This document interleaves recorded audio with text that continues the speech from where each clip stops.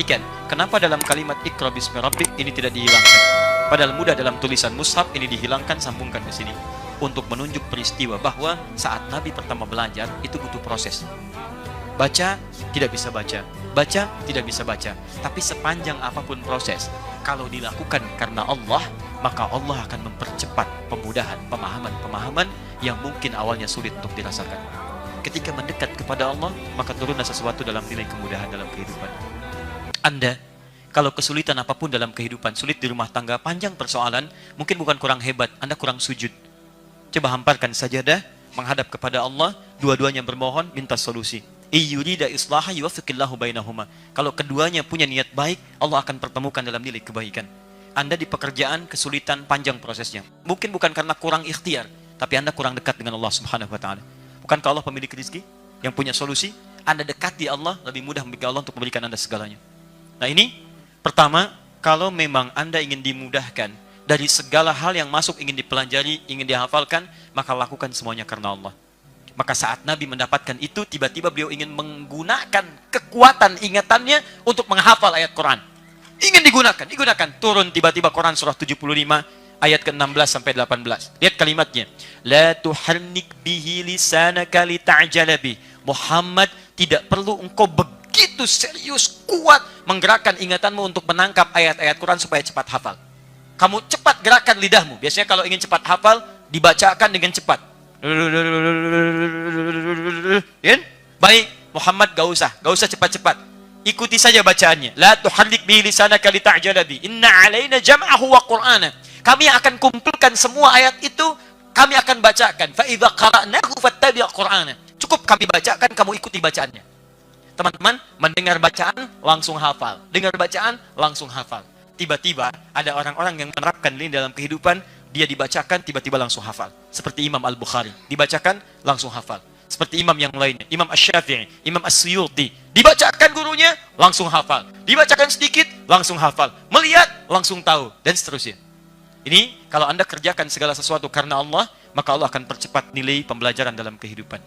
Saya tanya pada teman-teman yang ada di sini, Anda belajar supaya dapat pekerjaan atau supaya Allah ridho dengan pembelajaran Anda? Ayo ngaku.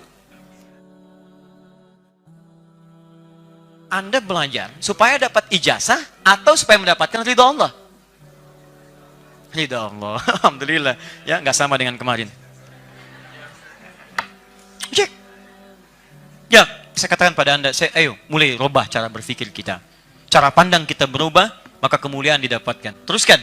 Nah, jadi pertama, kalau Anda ingin siapkan anak-anak Anda atau Anda sendiri jadi sesuatu berguna di masa depan, maka mulai hari ini, ayo rubah cara berpikir kita, lakukan semua karena Allah. Maka Allah akan menjaga kita. Ingat teman-teman, ulama yang baik bukan cuma pintar. Sekarang Anda mau jadi pintar, banyak orang Jerman banyak yang pintar. Maaf, di Belanda banyak yang pintar. Bahkan kadang-kadang mengamati sesuatu, tangan kanannya menulis, tangan kirinya menggambar. Sudah ada gitu. Jadi teman-teman sekalian, yang paling menarik adalah yang pintar yang diisi dengan nilai kebaikan. Ingat ayat keduanya tadi waktu saya terangkan. Dia pintar juga baik. Anda dekat dengan Allah, kepintaran dipercepat, kebaikan ditumbuhkan. Itu yang kita butuhkan. Setelah itu pindah ke Quran surah 58 ayat 11. Perhatikan cara belajarnya ya, perhatikan. Nanti saya tunjukkan bukti-buktinya dari orang di masa lalu. Oke.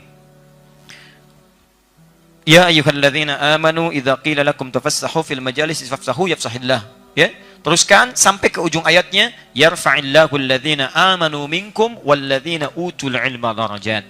Secara singkat, ayat ini memberi gambaran kalau Anda melakukan sesuatu karena Allah, bukan hanya pengetahuan yang bertambah, tapi iman pun mesti meningkat. Saat Anda belajar atau Anda menyekolahkan anak Anda dimanapun, titipkan di tempat yang bisa meningkatkan pengetahuan, ilmu, dan imannya. Jangan bangga. Dan buat orang tua Anda merasa bangga, pulang dari Jerman, ilmunya bagus, tapi juga imannya meningkat. Akhlaknya bagus. Yang hebat, ayo coba teman-teman punya rencana hafal Quran selama di sini. Sebab kalau sudah pulang nanti banyak gangguannya. Mulai dari sini menghafal. Buktikan saat pulang, Masya Allah hebat. Pulang, ada yang pulang dari Madinah, dari Mekah, dari Libya, hafal Quran. Gak usah ditanya, wajar. Yang hebat tuh pulang dari Jerman, hafal Quran. Antum belajar apa? Masya Allah, belajar Quran. Quran yang terkait dengan dirgantara. Dirgantaranya dapat, ilmunya dapat, Anda jadi luar biasa ahli Quran. Semoga Allah percepat Anda untuk dapat itu insya Allah.